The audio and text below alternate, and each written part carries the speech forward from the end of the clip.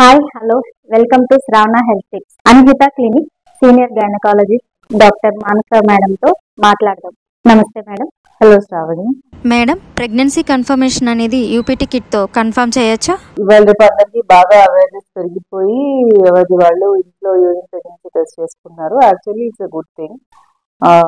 కాకపోతే కొన్నిసార్లు ఈ టెస్ట్ ఇంటర్ప్రిటేషన్ లో చాలా మందికి డౌట్ ఉంటుంది.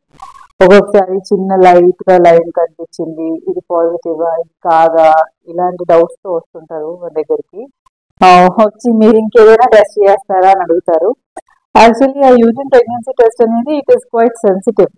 కరెక్ట్ కిట్ తో మనం చేసుకుంటే అది ఎస్పెషల్లీ ఎర్లీ మార్నింగ్ శాంపుల్ తో చేస్తే చాలా అక్యురేట్ గా ఉంటుంది. అది పీరియడ్ మిస్ అయిన 1 డే 2 డేస్ లోనే చేసుకోవచ్చు, నో ప్రాబ్లం. కాకపోతే 1 వీక్ తర్వాత చేస్తే ఇంకా కరెక్ట్ రిజల్ట్స్ వస్తాయి అన్నమాట. ఇంకా మనం కన్ఫర్మేషన్ కి నెక్స్ట్ చెక్ చేసుకోవాలి అంటే బ్లడ్ టెస్ట్ ఉంటుంది, సీరం బీటా హెచ్సిజి టైటర్స్ అని. యూరిన్ లో అయినా కానీ బ్లడ్ టెస్ట్ లో అయినా కానీ మనం చెక్ చేసేది సేమ్ ప్రోటీన్ గురించి, సీరం బీటా హెచ్సిజి గురించి చెక్ చేస్తాము. బ్లడ్ టెస్ట్ మోర్ సెన్సిటివ్ ఉంటుంది. Next way to confirm pregnancy is ultrasound. అది కాకపోతే కొంచెం టైం పడుతుందమ్మా. అల్ట్రాసౌండ్ లో మరి వెంటనే తెలిసిపోదు, బ్లడ్ టెస్ట్ లోనే అర్లీగా తెలుస్తుంది. ఎందుకంటే మనకి లోపల బేబీ శాక్ ఫామ్ అయ్యి అదంతా తెలిసేదానికి కొంచెం టైం పడుతుంది. ఈ బీటా హెచ్సిజి టైటర్స్ మినిమం 1500 ఉన్నప్పుడు కానీ మనం స్కాన్ చేసి చూసుకోలేము. అప్పుడు మనం స్కాన్ లో బేబీ శాక్ యూట్రస్ లో ఉన్న పక్కన ట్యూబ్ వచ్చిందా ఎక్కడ ఏంటనేది కన్ఫర్మ్. ఇప్పుడు ప్రెగ్నెన్సీ కన్ఫర్మ్ అవ్వగానే ఎన్నిసార్లు చెకప్ కి రావాలి మంత్ లో? అంటే లో రిస్క్ ప్రెగ్నెన్సీ, ఏమి రిస్క్ ఫ్యాక్టర్స్ లేకుండా ఒక రొటీన్ ప్రెగ్నెంట్ ఉమెన్ అయితే ఫస్ట్ 7th మంత్ వరకు మంత్లీ చెకప్ కి రమ్మంటాం. 28 వీక్స్ మనం వీక్స్ లో మాట్లాడతాము. 40 వీక్స్ మొత్తం టర్మ్ జెస్టేషన్ ఉంటుంది అనమాట. అంటే 28 వీక్స్ వరకు 7th మంత్ వరకు మంత్లీ చెకప్ కి రమ్మంటాము. తర్వాత 15 డేస్కి ఒకసారి చెకప్ కి రమ్మంటాము.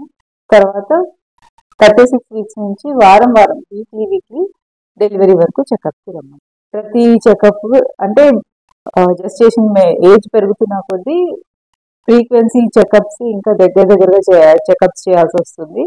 ఎందుకంటే బీపీ మానిటరింగ్ క్లోజ్ గా చేయాలి. ఇంకా రిస్క్ ఫ్యాక్టర్స్ ఏమైనా ఉంటే ఆ టైంలో ఎక్కువ ఉమ్మని తగ్గడము, బీపీ పెరగడము, షుగర్లు పెరగడము ఇలాంటివి ఎక్కువ అవకాశం ఉంటాయి. కాబట్టి క్లోజ్ గా స్క్రీనింగ్ చేయాల్సి వస్తుంది. ప్రెగ్నెన్సీ కన్ఫర్మ్ అయిన తర్వాత ఏ మంత్ లో ఎలాంటి టెస్ట్ చేయించుకోవాలి మేడం? ఫస్ట్ జనరలీ అర్లీగా స్క్రీనింగ్ కొన్ని టెస్ట్ ఉంటాయి, అవి యాజ్ ఎర్లీ యాజ్ పాసిబుల్ చేస్తాము. ప్రెగ్నెంట్ కన్ఫర్మ్ అయిపోయిన వెంటనే కంప్లీట్ బ్లడ్ పిక్చర్, అంటే రక్తం ఎంత ఉంది, యూరిన్ లో ఇన్ఫెక్షన్ ఉందా, థైరాయిడ్ లెవెల్స్ ఎలా ఉన్నాయి, ఇవన్నీ షుగర్ లెవెల్స్ ఎలా ఉన్నాయి, అవి ఒకసారి ఫస్ట్ కన్ఫర్మ్ అయిన వెంటనే చెక్ చేసుకుంటే బెటర్. ఎందుకంటే ఏమైనా తేడాలు ఉన్నా కానీ, ఇన్ఫెక్షన్స్ ఉన్నా, రక్తం తక్కువ ఉన్నా అవన్నీ అప్పుడు కరెక్ట్ చేసుకుంటే మంచిది. అందుకని ఫస్ట్ చేస్తాము. తర్వాత స్కాన్స్ ఒక మినిమం 4 స్కాన్స్ ఉంటాయమ్మా. ఫస్ట్ వయబిలిటీ స్కాన్ అని ఉంటుంది, అంటే బేబీ ఊపిరి అందుకుందా లేదా, ప్రెగ్నెన్సీ గర్భసంచిలోనే ఉందా, ట్యూబ్స్ లో ఉందా, ఎక్కడ ఉంది అని కనుక్కోవడానికి అరౌండ్ 7 వీక్స్ అట్లా 6 to 7 వీక్స్ ఒక స్కాన్ చేస్తాము. ఆ తర్వాత 11 నుంచి 13 వీక్స్ 13 + 6 వీక్స్ మధ్యలో ఇంకొక స్కాన్ ఉంటుంది, ఎన్పీ స్కాన్ అంటారు దీన్ని. ఇది చాలా ఇంపార్టెంట్ స్కాన్.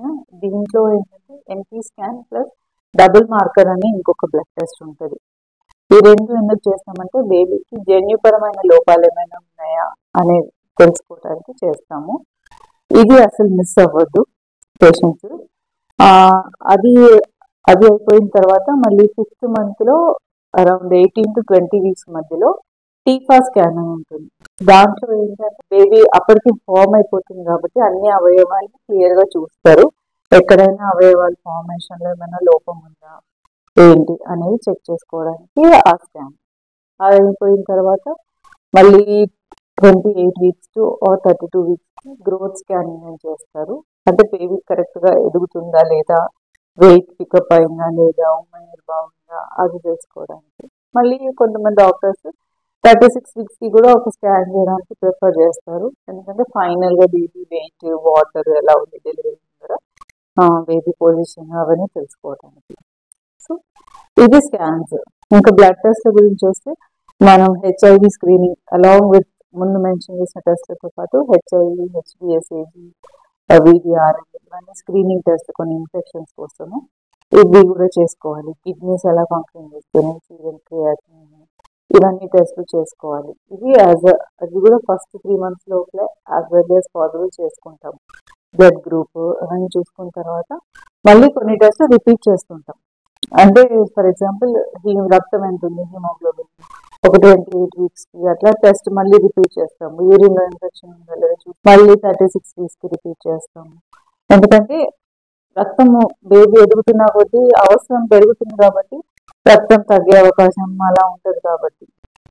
ఇంకొకటి మళ్ళీ మోస్ట్ ఇంపార్టెంట్ థింగ్ ఏంటంటే 24 to 28 weeks మధ్యలో ఒక షుగర్ స్క్రీనింగ్ టెస్ట్ ఉంటుంది, ఓజిటిటి అని.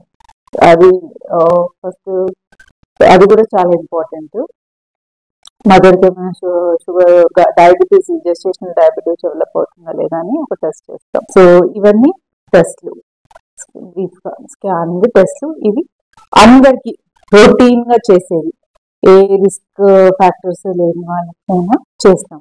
ఇంకా ఏమైనా రిస్క్ ఫ్యాక్టర్స్ ఉంటే ఫర్ ఎగ్జాంపుల్ బ్లడ్ గ్రూప్ లో ఏమైనా తేడాలు ఉన్నా, రక్తం తక్కువ ఉన్నా, ఇంకా ఏమైనా కనిపిస్తే ఆ సిచ్యువేషన్ షుగర్స్ ఉన్నా ఆ సిచ్యువేషన్ ని బట్టి బీపీ డెవలప్ అయితే ఆ పర్టికులర్ సిచ్యువేషన్ ని బట్టి ఎక్స్ట్రా టెస్ట్లు ఏమైనా ఉంటే డాక్టర్స్ వాళ్ళకి చెప్తూ ఉంటారు. మేడం, ప్రెగ్నెన్సీ కన్ఫర్మేషన్ తర్వాత ఎలాంటి ప్రాబ్లమ్స్ వస్తాయి, ఏ జాగ్రత్తలు తీసుకోవాలి? సో ప్రెగ్నెన్సీ కన్ఫర్మ్ అయిన తర్వాత ఒక్కొక్కరికి ఒక్కొక్క రకమైన సింటమ్స్ వస్తారు. మన బాడీలో రకరకాలైన మార్పులు వస్తాయి హార్మోన్ చేంజెస్ వల్ల. కొంతమందికి వామిటింగ్, నాజియా, అంటే వామిటింగ్ రాదు కానీ వచ్చినట్టుగా అనిపిస్తుంటుంది రోజంతా, ఆ నాజియా సెన్సేషన్, కళ్ళు తిరిగినట్టు ఉండడం, గిడ్డినెస్, పొత్తి కడుపులో నొప్పి, తర్వాత ఫ్రీక్వెంట్ గా యూరిన్ వచ్చినట్టు ఉండడము, జ్వరం లాగా అనిపించడము కానీ మనం థర్మోమీటర్ పెట్టి చెక్ చేస్తే ఫీవర్ ఏమీ ఉండదు. ఇలాంటి సిమ్టమ్స్ అన్ని common. Breast pain, breast tenderness, headaches, mild headache, gastric trouble కూడా చాలా కామన్. ఎందుకంటే కొన్ని హార్మోన్స్ ఉంటాయి, ప్రొజెస్టరాన్ అనే హార్మోన్ ఉంటుంది, అది మన గ్యాస్ట్రిక్ స్పింక్టర్ ని రిలాక్స్ చేస్తుంది కాబట్టి దానివల్ల గ్యాస్ట్రైటిస్. తర్వాత కొంతమందికి కాన్స్టిపేషన్, మోషన్ ఫ్రీగా ఉండదు. ఇవన్నీ కూడా కామన్ సిమ్టమ్స్. అయితే మనం గుర్తించాల్సింది అంటే చాలా మంది కన్ఫ్యూజ్ అయిపోతారు, వాళ్ళ బాడీలో ఏం జరుగుతుంది, వాళ్ళకి ఏమవుతుంది వాళ్ళకి అర్థం కాదు. లెగ్ క్రాంప్స్, నిద్ర పట్టకపోవడము, ఇవి కూడా కామన్ సిమ్టమ్స్. వీటన్నిటితో వస్తారు. సో ప్రతి సిమ్టమ్ కి మన దగ్గర ట్రీట్మెంట్ ఉండదు. కొన్ని సిమ్టమ్స్ లైక్ ఫర్ ఎగ్జాంపుల్ నిద్ర పట్టకపోవడం అనే దానికి మనం ఏం చేయలేము. You can give medication for sleep in pregnancy. కాకపోతే మిగతా గ్యాస్ట్రిక్ ట్రబుల్ కి టాబ్లెట్స్ ఇవ్వడము, వామిటింగ్స్ కి టాబ్లెట్స్ ఇవ్వడము, లెగ్ క్రాంప్స్ కి దాని ప్రకారంగా మెడిసిన్స్ ఇవ్వడము, అలా ఏ సిమ్టమ్ ని బట్టి దానికి మెడిసిన్ ఇచ్చి కవర్ చేసుకోవచ్చు పేషెంట్. థ్యాంక్ యూ మేడం, మీ విలువైన సమయాన్ని మా కోసం కేటాయించినందుకు. Thank you Shravani. ఈ వీడియో కనుక మీకు నచ్చినట్లయితే please like, share, subscribe our YouTube channel.